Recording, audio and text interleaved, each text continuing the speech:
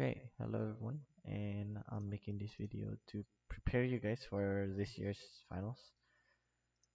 This is last year's finals, which I'll take you guys through. Okay, so first of all, start with screen size. So we know that the size is 500, is 400. Then it says here that the background color is black.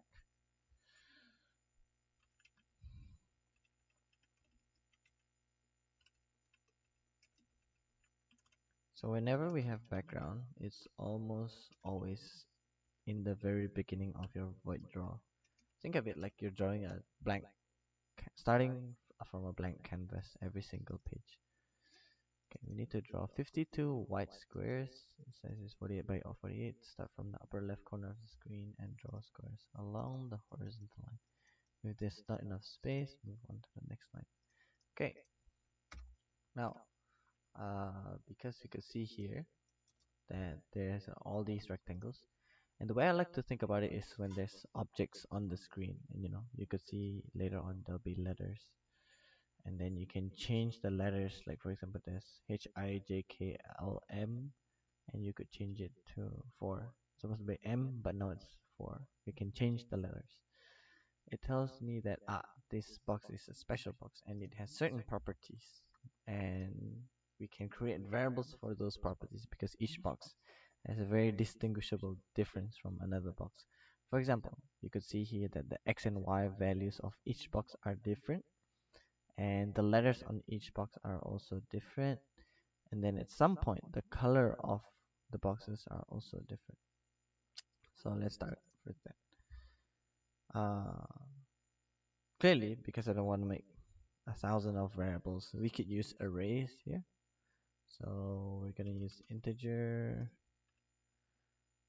x as an array, goes to new integer, and we need 52 of them.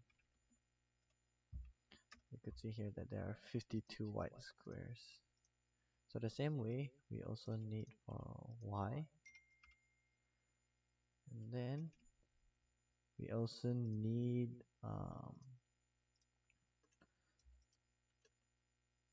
the color variable. So the color L.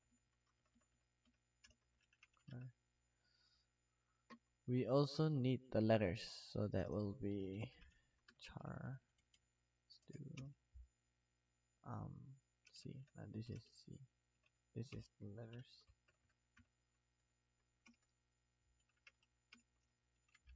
Yep. Right. Now let's give the values. Let's start off. Actually, let me put this up here.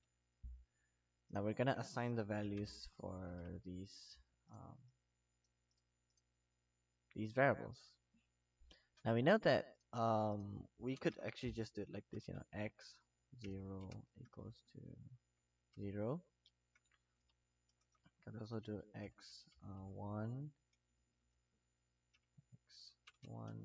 equals to, what's it, 48?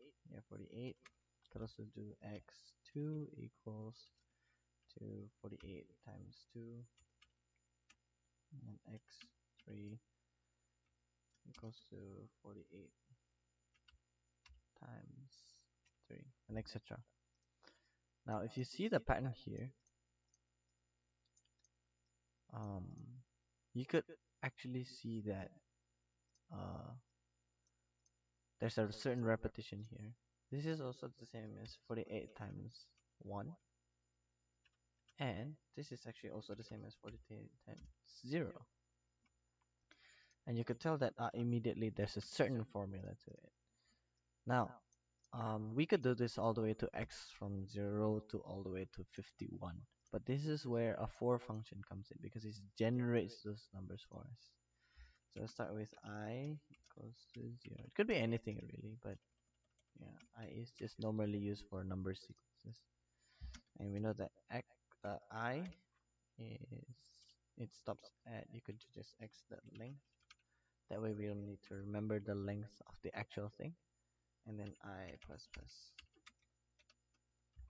Okay. Now we can now take this formula, which is x equals xi.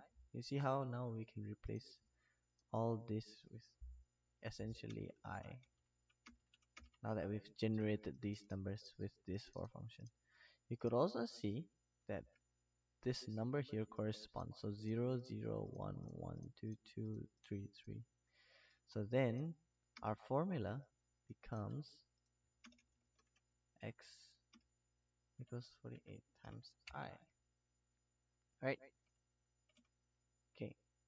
Now, if we were to generate these values, and you could,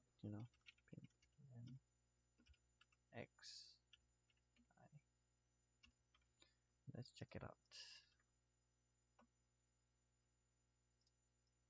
There you go. You could see that now the boxes. Okay, let's try rectangle or copy the full function because it's exactly the same.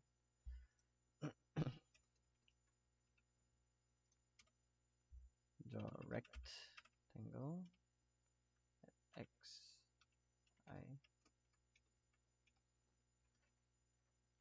Let's do it at 0 first. And then the box is 48, 48. You could see there we go. These are all the rectangles with different x values. But we have to remember that actually you can't see them, but you can see the x values of the boxes go all the way to 2448. But we need the x values to repeat down because once it stops here, it needs to go down to the second line. So that means we need to modify this formula.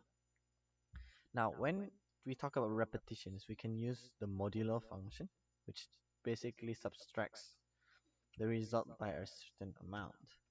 So we could minus. So you see here, this is our pattern. These are our x values. And if we subtract that by the pattern that we're looking for. So we want this to stop here. The moment it enters this part here, it goes down to the next line. Now, what is that line? What is the value of that line? Well, technically you could see here that if there's not enough space, move to the next line. And in terms of the width, which is the x values here, the maximum space is right there. So we modify it by width. However, it's not just width because we know width is 500 and the closest value before 500 is 480. So this is actually 480, but you could also do it width minus 20. That works as well. So now if we generate these values again,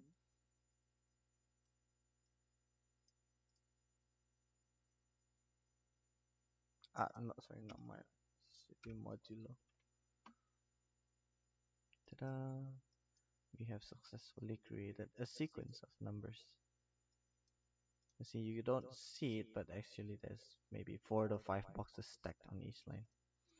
Now, we're gonna generate the I values. Sorry, the y values. Now, what is the formula for this? Now, because this is a repeating sequence, we can always refer to the number I here. So if we put I as this, we print.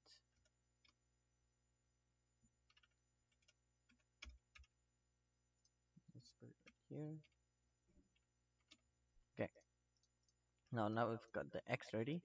Now let's generate a formula for the I function. We know that the first 10 boxes, they're all x equals to 0, which is an I. Let's do it like earlier. y1 at 0 equals to 0. And then y1 also equals to 0. However, when we reach y, which box is it? 2, 3, 4, 5, 6, 1, 2, 3, 4, 5, 6, 7, 8, 9, 10, 11. At y equals to 11, y equals to not 0 but 48. And then y12 also equals to 48. Y13 equals to 48. However, when we go to y equals to 1, 2, 3, 4, 5, 6, 7, 8, 9, oh, 3, 6, 9, 10, 11. So that's 20, and at 21, y equals to 21, we want y to be 48 times 2. So you could say that y22 equals to 48 times 2, y23 equals to 48 times 2, and so on and so forth. You get the idea. So like y at 33, 31 would be 48 times 3, and then y, oh, yeah, there's a couple more lines. So y at 41 equals to 48 times 4, and so on and so forth. You get the idea. Now, what's the pattern here? You could say that this is also 48 times 1, times 1, and 48 times 1. In the first line, it's 48 times 0. Now you could see here that the pattern here is like this. Let's look at this a little bit deeper. You could say that this is 0, 0, 0, 1, and this is, you could see when we look at on just this side, like the left side of the numbers, those numbers correspond exactly to these values here: 0 times 1, sorry, 48 times 0, or 48 times 1, or 48 times 2, or 48 times 3. Which means that if you divide, now when we change the formula to yi equals something, right? So that means it's 48 times I. It's kind of the same as the x formula earlier. But we need to modify this I value first to get the numbers on the left here. So we put that in parentheses. Now, in order to get these left value, the easiest way to do is just to divide it by 10. Then we will get, in this case, is 1.1, 1.2, 1.3, right? So this is our formula. However, it's not perfect because we can't have the box as 2.1 or 2.2. Actually, let's give it a try first.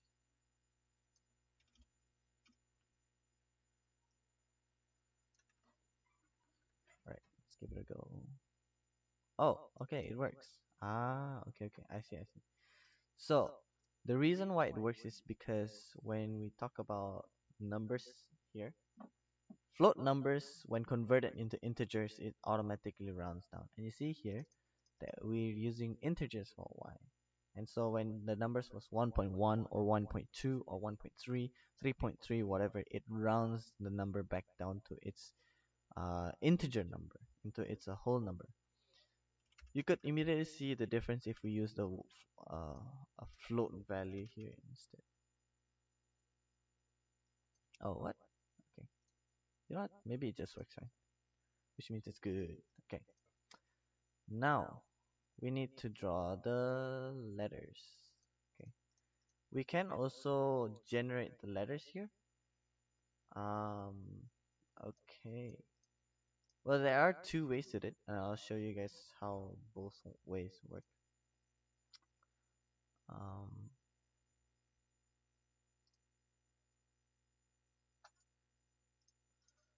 Um, okay.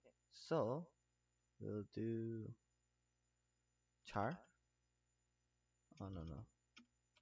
L equals. I believe it works like this.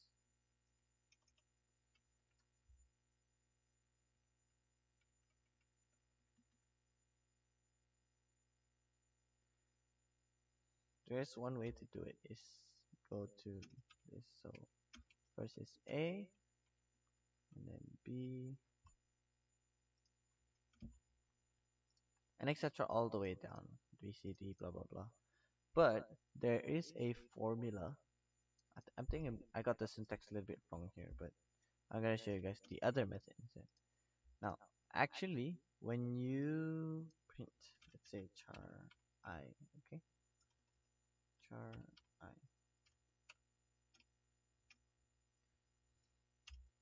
Now, I value here is from 0 to 52. So let's see what that produces us. Okay, you see now we've got some really weird and funny symbols. But then, if you look at the ASCII table, uh, or the character table, you could see that the moment we add here 65, I think we're starting to get some, right. So you see it starts from A. So we know, let's see, we could essentially just use this formula here. I plus char equals to I plus 65. Ta-da! And then now you could draw char, text. Okay, the syntax for text is the x value and y value, which is here. And then we see I. Yep. So let's try give it and see how it goes. Ah, right. We need to change the fill. So in order to change the color of the text, you do fill equals to 0. No, it's 255. Because we want the box colors to be white and the text colors to be black. Oops. Oh, right. This should be over here.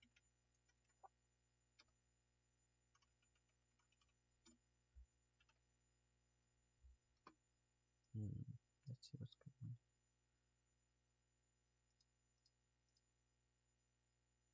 Is it the text size?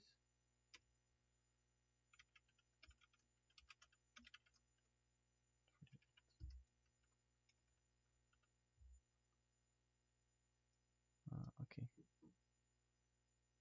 Oh, I wonder why.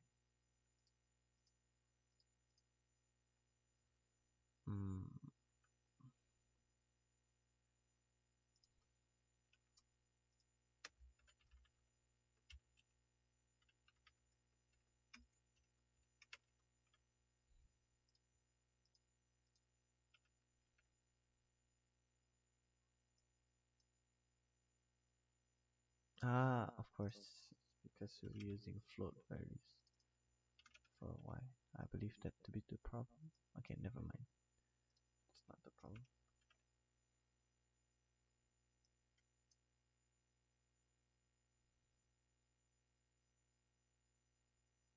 This one looks like it's fine.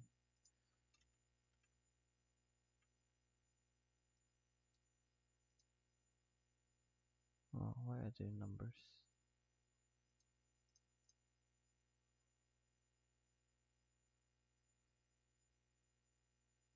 It should be L. Let's see.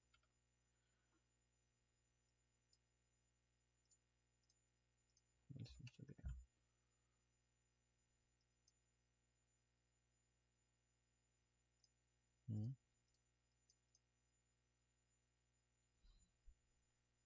Okay, wait. Let's change the fill color first.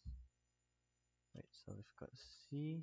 Okay, we know that by default all the rectangle colors are white, so we'll do color equals to.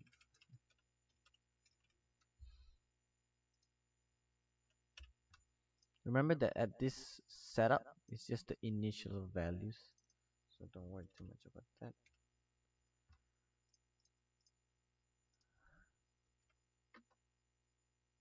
Oh, I wonder why it's not working. I'm not too sure how to get the letters written.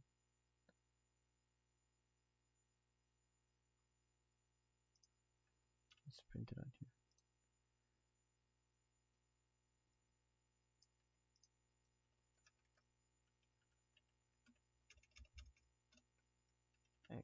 xi, and over here we'll print the y values. Then this is where we do li. Okay, wait, no, l.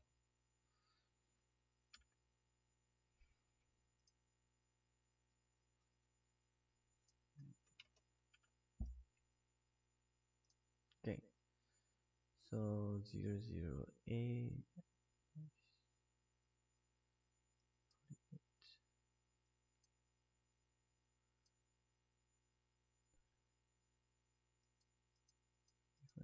B 96 C 440 D 1920 E. Oh, it should be correct.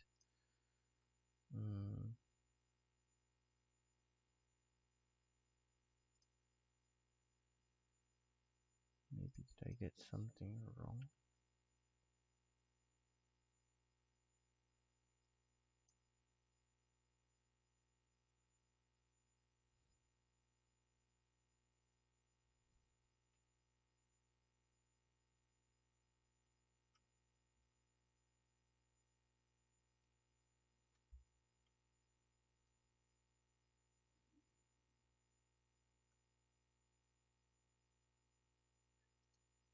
Oh, I think I know the problem. So the first value is actually the letter, and then this is the x value, and this is the y value.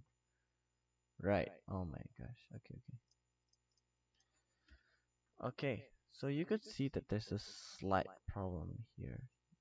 So it's supposed to start with A, but then it starts with K instead. Where's K? HIJ K is here. So we're missing one, an entire line, which is up here. So that means it tells us that when we draw a letter, the reference point is actually the bottom left, whereas our rectangles, the reference is the top left. So we gotta modify the y value by 1 box, which is 48. Let's see. Ta-da! Okay, good. That's a little too much. Let's modify that. Move that down a little bit. Maybe 35. Okay, that looks better. Put it down a little bit. Okay. Now you can see that there's still a problem here because A is supposed to be here and it's supposed to end in Z. So all these letters are a problem. And then let's modify that again. For our letters, okay, we could essentially assign it like this. Uh, I if I is more, right? So we need to give different assignments of A to capital A to Z and smaller a to Z depending on which number they are, right? So 1, 2, we know that that's 26 sequence. So if I is, let's say, larger than 26, Li is char cos I. So instead of 65, it should be 1, 2, 3, 4, 5, 6, 7. So it should be plus 65 plus 7 also. You could just do 72, I believe. Let's move this down here. So when it's first reassigned for the capital numbers, and then it'll reassign for the smaller characters. Let's see how it goes. Okay, so we could see that there's a problem here. So we should decrease this to 25. So it starts from right after Z, and it's not 72.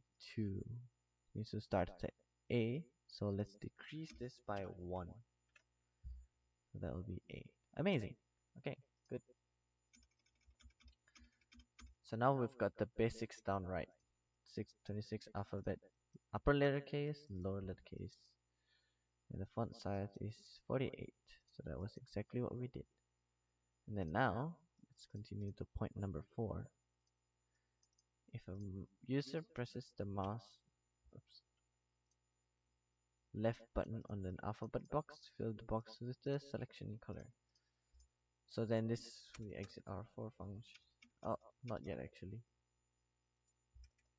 This is where we do the functionality of each box. Now, over here, it means we need to detect which box that it fills. So this is where we use the if function and we draw borders around each box. So if mouse X is smaller than okay, the X and Y points are over here. That means if the mouse X is less let's do more than first the left border. If it's more than X I and mouse X is less than no, this is not X plus 48. Wait, if mouse X is more than okay, more than Xi, but it is less than Xi plus 48. So that's the left side border. And now let's do the top and bottom border. So if mouse Y is more than YI and mouse Y is less than YI plus 48. Good. Now we've defined the borders for each box. Now we need to remember then what happens if we click the mouse. Okay, wait. We need to do the if mouse press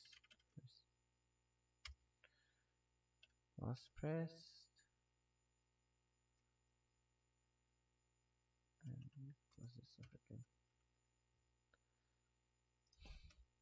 Mouse press and I think it says only at the left key. Let's take a look at the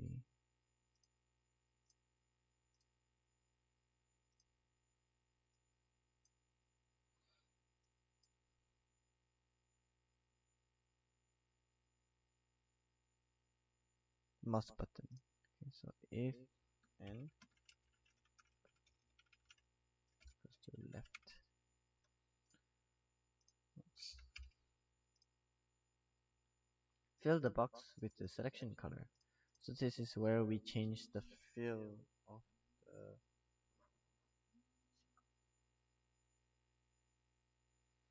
then we change the fill so that we know that that is CI equals to okay, let me see. The selection color will be chosen random every time you run the program, but while the program is running, the selection color is constant. That means we need to create another color for a random color.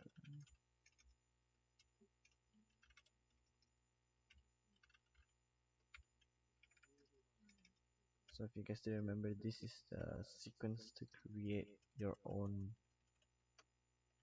sorry, not color, this is random. This is the sequence to create a random color. And then if we do it this CI equals to random.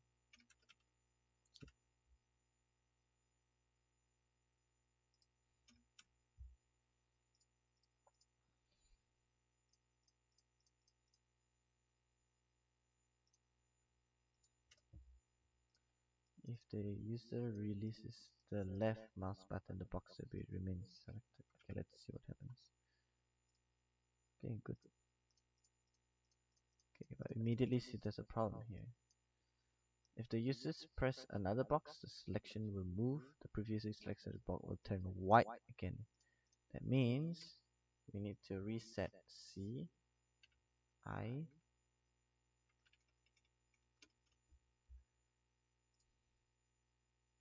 We need to reset the color somewhere.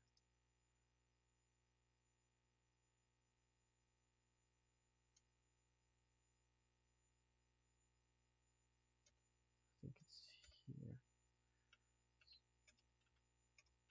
I equals to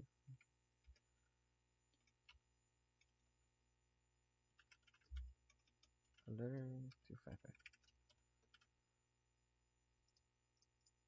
That's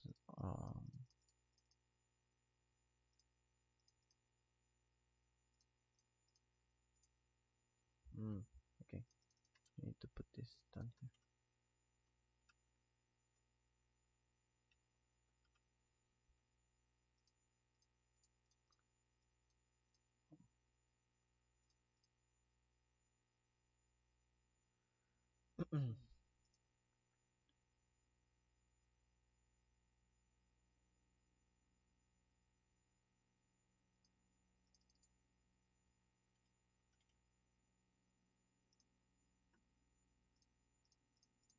Okay, good, good.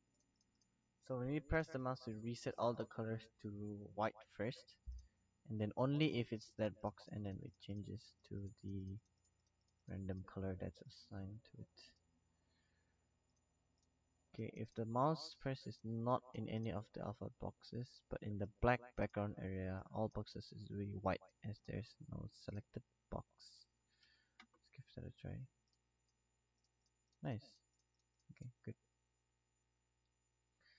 If a user presses a key when an alpha box is selected, replace the alpha box selected box with that key that user pressed.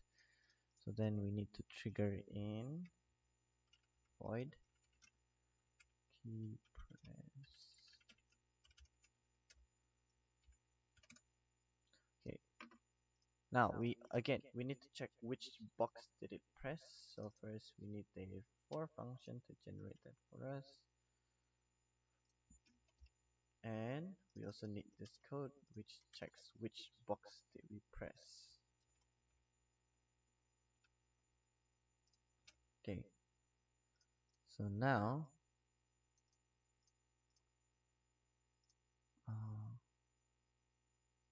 oh, no, the condition is different. So we could just say the selected box now. We could see that the selected box, the color is different, right? So if C I equals to random C. Now that will be able to identify which box is the selected box for us. If Ci equals random C, we'll change L, which is the letter variable for the box, into key. Okay.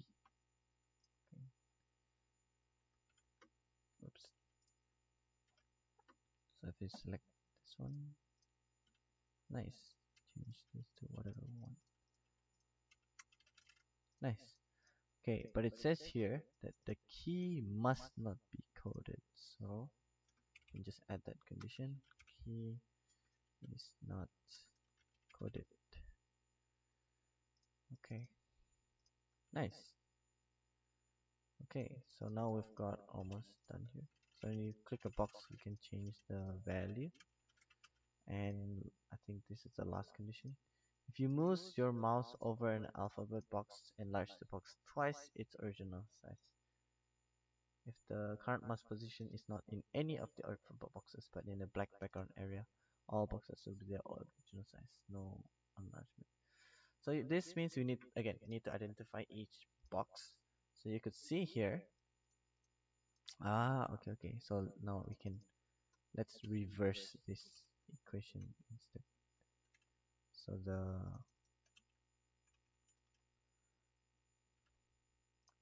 So then if the mouse is hovering over the box, no, this one,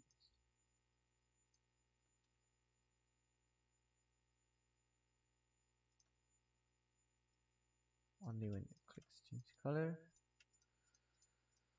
So what happens here is we need to enlarge the box first. So let's do push matrix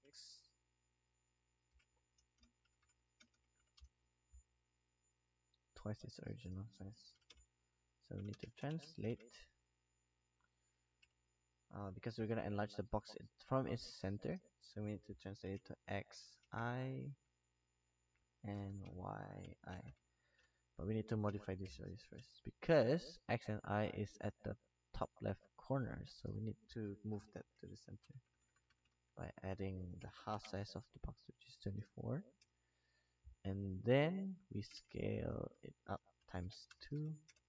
And then this is where we draw the box again. So we do rectangle at 0, 0, because now the what you call it, the location of the x and origin is already different, and we're drawing the big rectangle at the origin. And then we do text again, L, yeah, essentially the same thing, L I, and this the x and y value should be at 0, 0.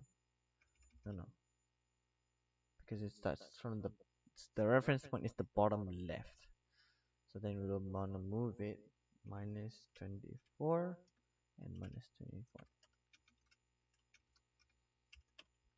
And then we do pop matrix. I think that should work. Oh, that's a little bit weird.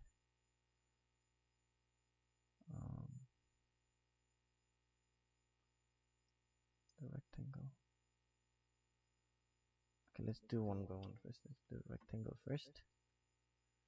Okay, so you could see that the rectangle is there, but looks like there's a problem with the scaling.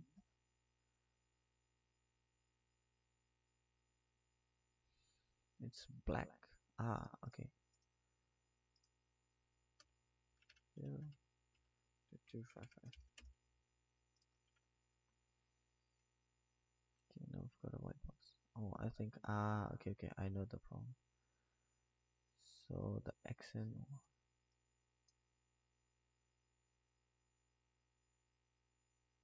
I see, okay. So we need to separate this for function into 2. Okay, but let's do that later. Let's worry about this first. I think this should be minus, of course, this should be minus 24, not positive 24. Yep. And then I think that means we got our text correct. Change this. There we go. The location is wrong. Let's try this one is positive 24. And this is also positive. Okay, so we need to minus the y, no, the x value by 24. You know, let me check what if it's at 0, 0. Let's see what happens. Okay, that means we just actually need to minus by 48. Of course, minus 48. That's it. Oh, plus, because it goes down. Okay, great. Now, all we need to do is just create another for function for this sequence of rectangles,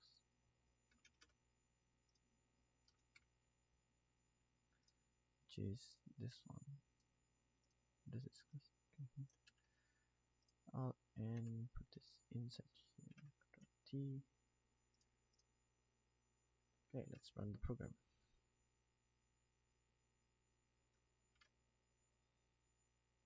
Yay. Click this.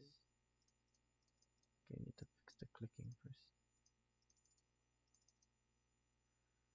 Okay, so first it detects if the mouse is in the box. Colors become white. If mouse press and mouse button equals to left.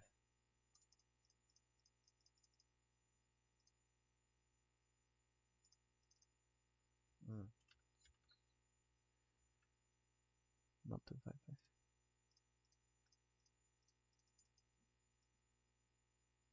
Whoa.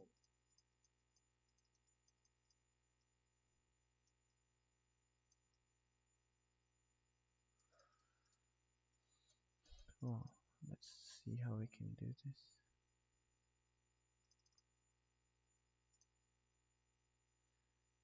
So if it hovers, we enlarge it. Um,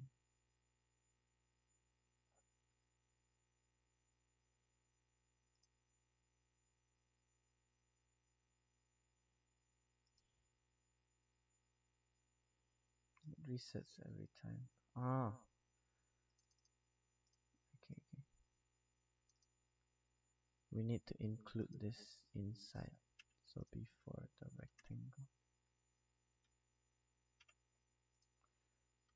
Yeah, so before we draw the rectangle.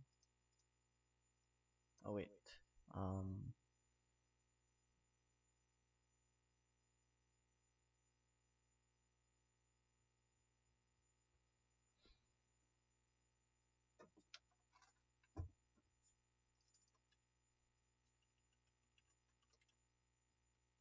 mhm.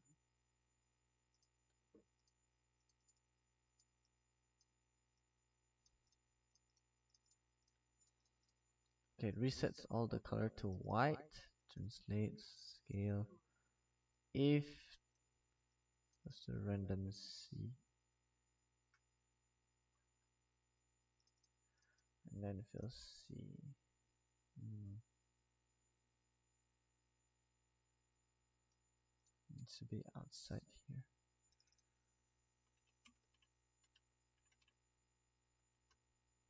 Does this work?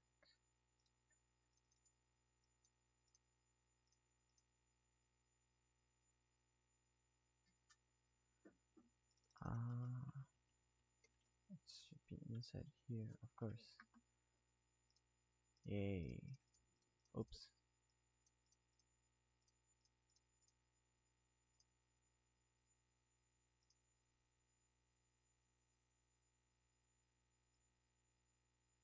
Okay, let me move this up here and see what happens.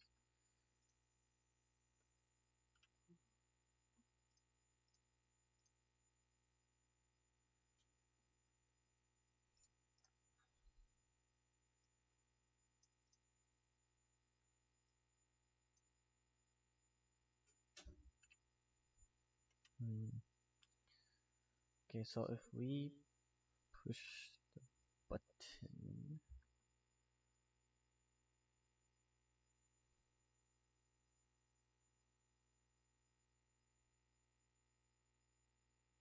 if we click the button, mouse left, change the color, everything to white. Okay, this needs to be inside here.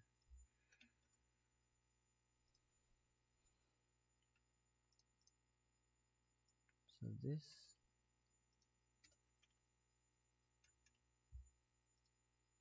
mouse pressed. Oh, but then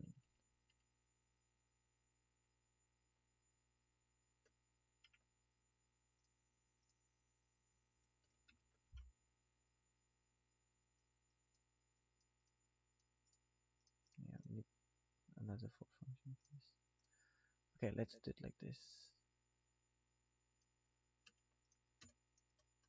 So move it inside here. So if it's inside, we'll just draw the scaling up. Ah, but it needs to be outside.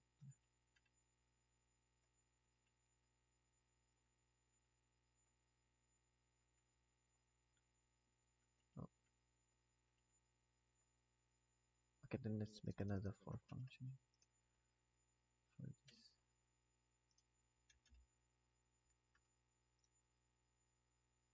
This should be up here. Okay, so this is where it draws the normal rectangles. This is where it draws the larger rectangles. Plot matrix and state CI, okay, and then this is where. Okay, this is not the most efficient way to do it, but I guess this works.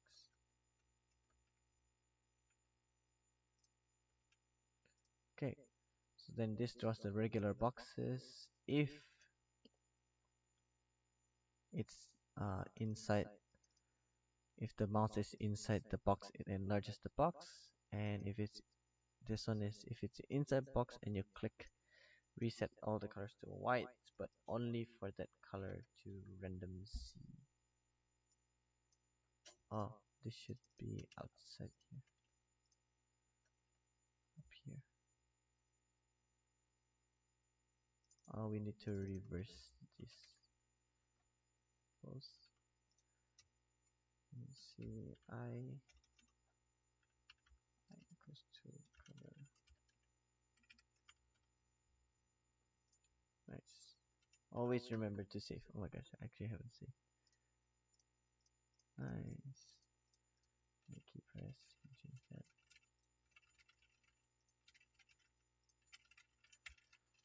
Right. So I guess this is it. This is how the homework is supposed to be. Yeah. So if you guys have any questions or anything you'd like to know, please feel free to comment on the video. I'll upload it on LMS.